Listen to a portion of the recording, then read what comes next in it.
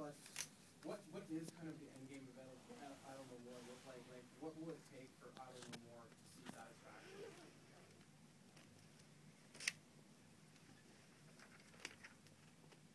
Self-determination. Self-determination, protection of land and water. That's the big vision of it.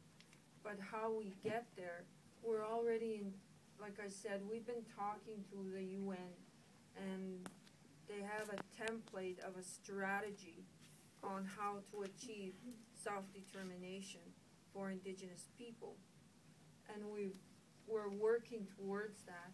It means, for Indigenous people, it means that moving away from those processes that have caused, how should I put it, that have caused, no, that are processes of colonization and genocide. We have to start moving away from that. So it means revitalizing those systems that have worked for Indigenous people prior to European contact. And I'm not saying to go back to the teepees. I'll be the first one to say, I love the teepees, there's nothing wrong with them, but I also love my computers and those kind of things. I'm not saying that.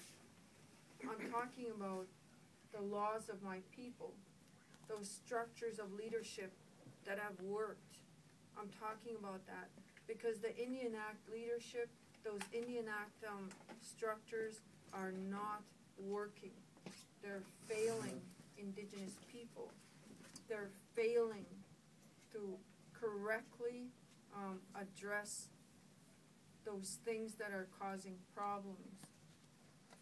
I know that there are agreements being signed on behalf of Indigenous people without consultation, without consent.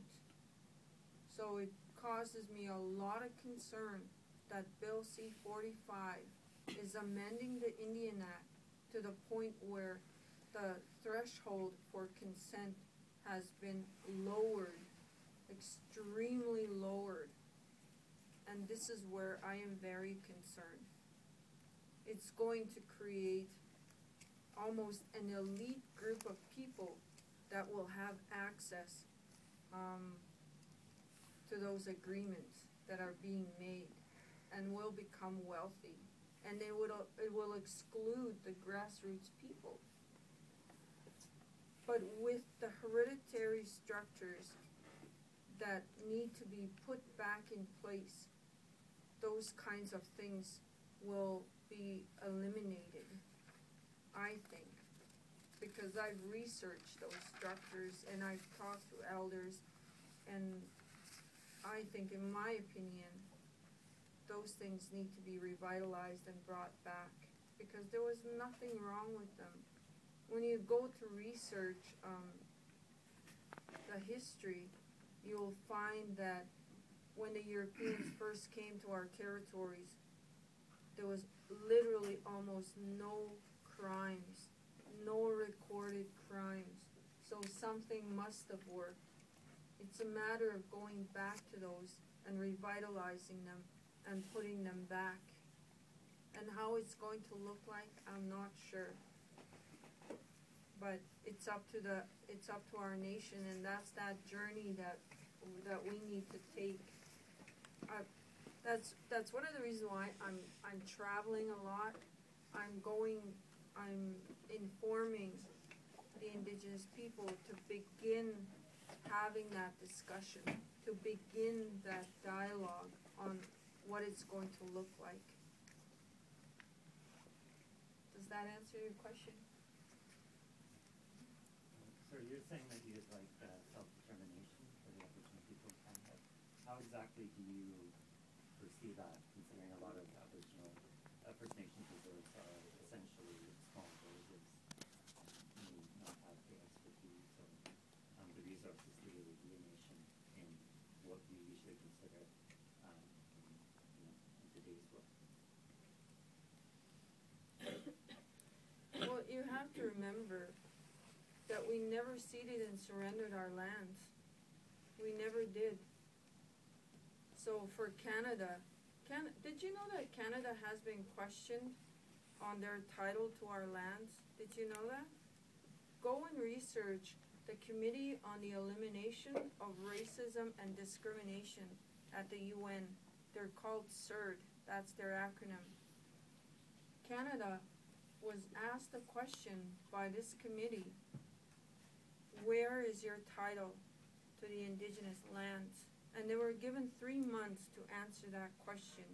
And to date, they have not been able to answer that. To be fair, you know, the United Nations has lauded North Korea's healthcare system. You know, I don't think the United Nations is a particularly good model to follow.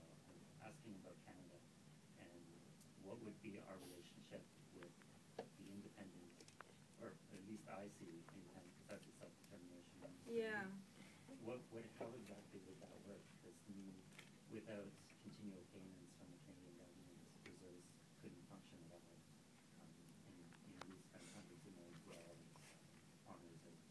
How exactly, since it's not working now, I just wonder how it would work in the future if self-determination was more self-determination is given to First Nations reserves, particularly ones in the middle of nowhere, like the ones around here. You know, that's a loaded question. And Self-determination's a loaded word. it is. And it's a dream and a hope, and how it's going to look like, it's still up in the air. It's still, that dialogue still needs to be developed. And that's one of the reasons why I Don't Know More is visiting that question as well. Now, like I said, Canada has become wealthy in many ways because of the resources that are being extracted. Now, my question, I Don't Know More wants to pull, okay, how should I explain this without taking up too much time? Canada can lead the way to put resources in a way that doesn't damage the land, right? It can lead the way that way. We don't have to damage the land to get to those resources. We see the damage that's happening in Fort McMurray, and that's what I have an issue with. Sustainability, using resources in a way that doesn't damage the water and the land. There's cancers happening around the Fort McMurray area that have been unheard of. And those things, again, that's another story that all of you need to go look for. How it's going to how self-determination will look like, that's a talk that's between Canada and the Indigenous people, and Canada at this point refuses to have that conversation. So in my mind, for now, self-determination means that we become self-determining in a way that the Indian Act doesn't restrict my people anymore. That's the first step for me. But in saying that, you have to understand the treaties before you can have that discussion. When I say that we never ceded and surrendered land, what does that mean? Does that mean that Canada will compensate the Indigenous people for all of the resources that have been extracted? Sure, I would like to see that, because not everyone is corrupt. Not everyone is going to utilize money that is not meant for, not to be used contrary for other purposes. The thing about, I have an issue with media, there's this automatic idea that Indigenous people and leadership are misusing funds. That's not true. If you go and research this, even the audit that had been released about Chief Teresa Spence is a very long audit that stretches back, and yet she's only been in leadership for, I think it's 5 years. So, you know, we need to get away from that idea that all Indigenous people and leadership are corrupt. They're not. They're not all corrupt. And for when we talk about money, there's this idea that the Canadians are giving us money. That's not true, and I'll challenge that, because we never ceded and surrendered our lands. I'm repeating that because there's this misconception that we did. There's two stories here, and our story hasn't been told properly and accurately. It's the Indigenous women that have jurisdiction and authority over land, and at the time of treaty making, we did not give consent for our leadership, the Indigenous leadership of that day, to cede and surrender land. And that story hasn't been told yet. Now you come, the documents that are available, in my research even, I've come across, even in the Canadian Parliament in that era, has stated in their minutes that the documents during that treaty era are fraudulent. So even in their own parliament, they've admitted that the agreements during that time were made in a fraudulent manner. Those things need to be resolved. Those things need to be talked about, because the Indigenous people will continue to be living in a state of poverty because they've been underfunded and not given their share of the resources that are being extracted.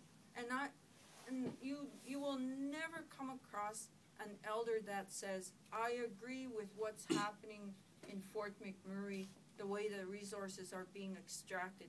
You will never find one. I challenge every one of you to go and find an Indigenous elder that will say that. Canada has not discussed with the Indigenous people how they are going to extract those resources.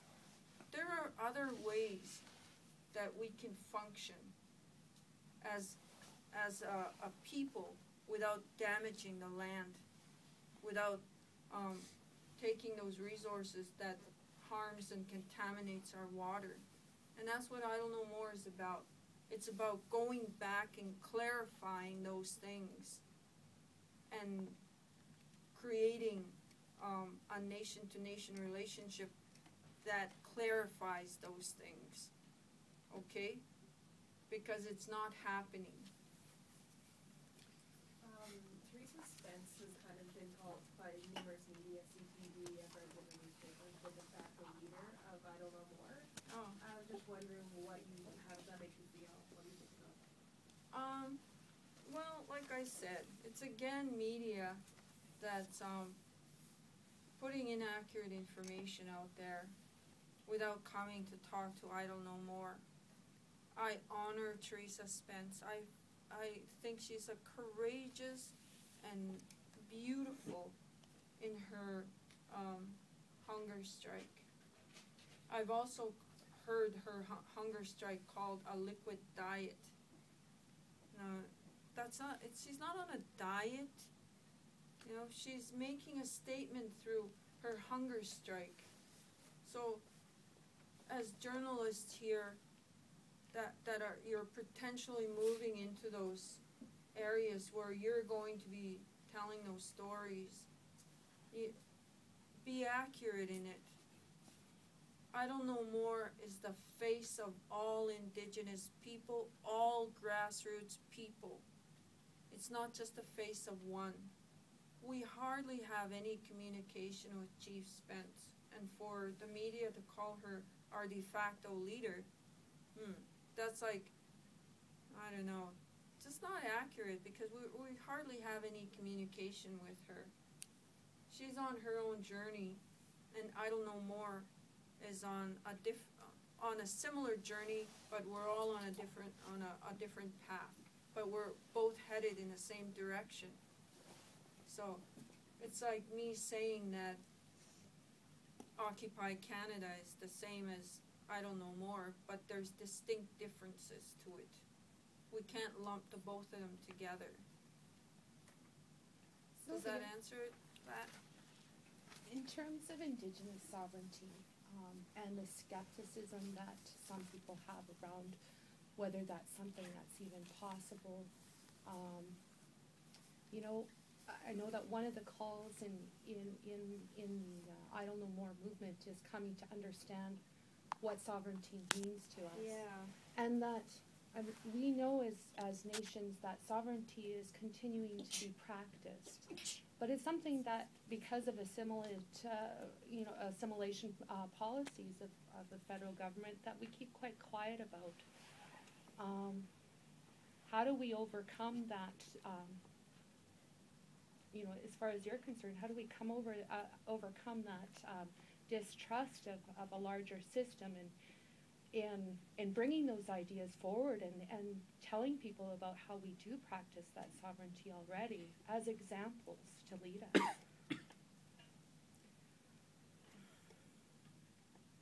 Start talking to your children. Start talking to your people.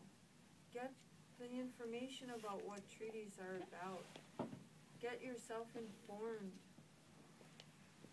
And don't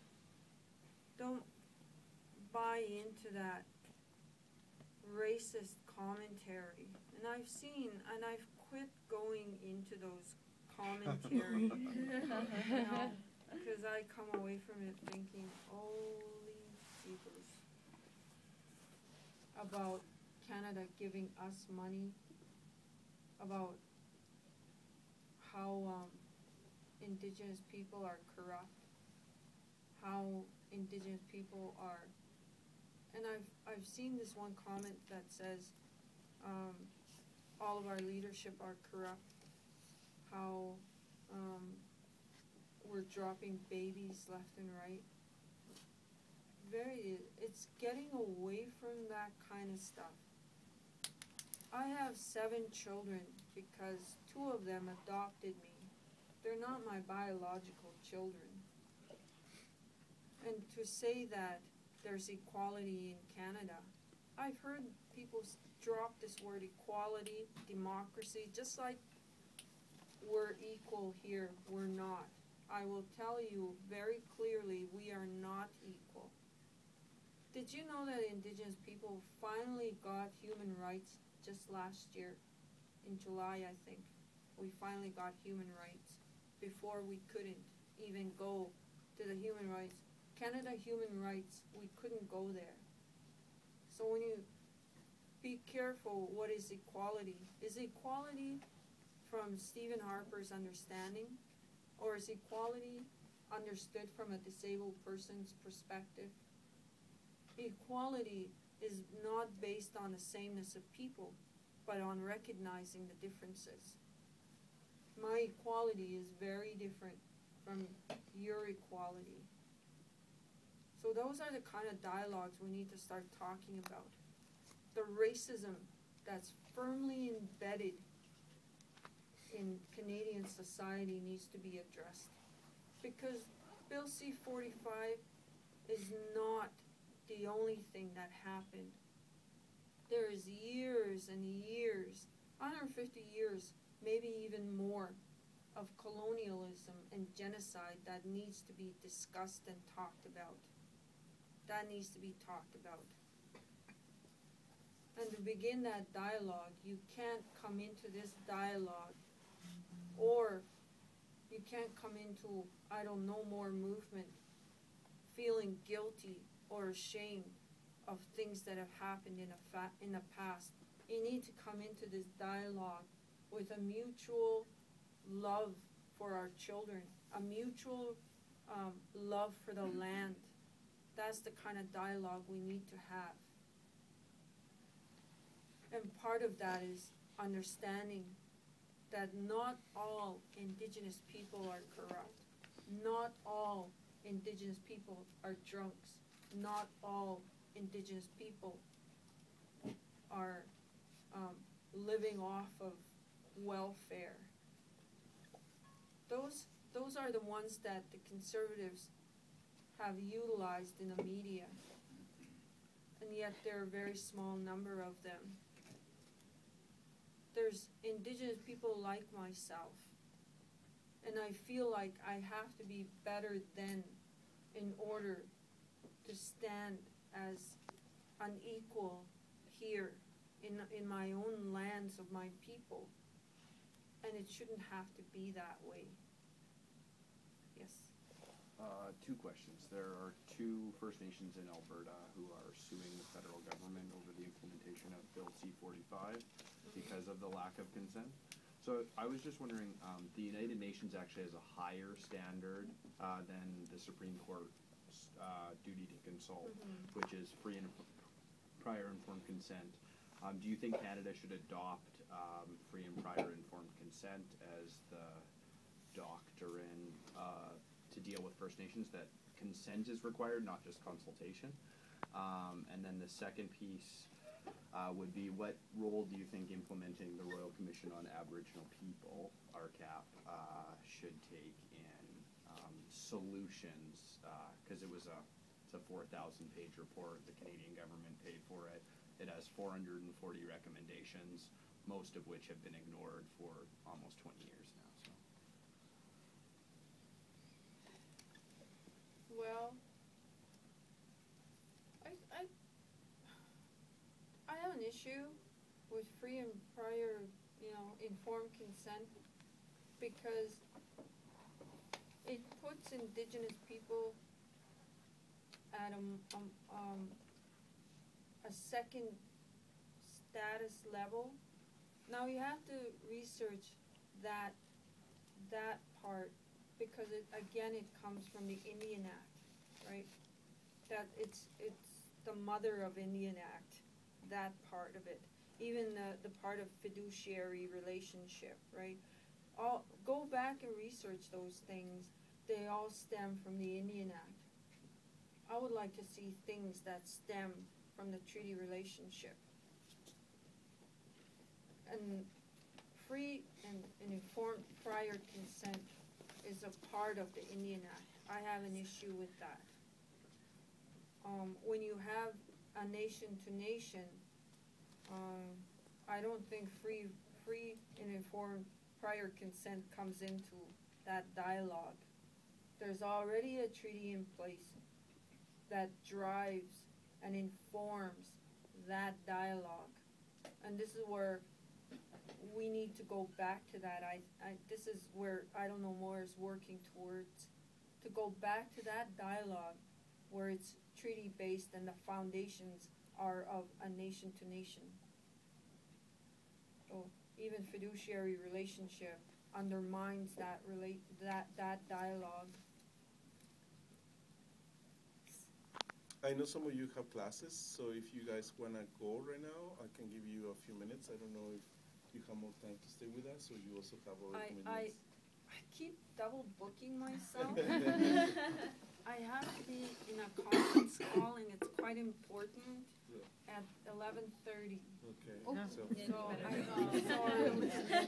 Well, I think that was very informative. Sylvia, I acknowledge you, first of all, for taking the time. I wish you all the best in the movement. Hope our paths cross again. I want to thank Shannon from Inca for supporting Sylvia to come here. I think to all of you guys, like Sylvia says, this will require a lot of dialogue. And I think in the class we will continue with that dialogue in a respectful manner. I think that's the only way to go, because this is not just happening here in Canada, it's happening everywhere. So with that, I would like to thank you guys for coming. And thanks to Sylvia for coming all the way.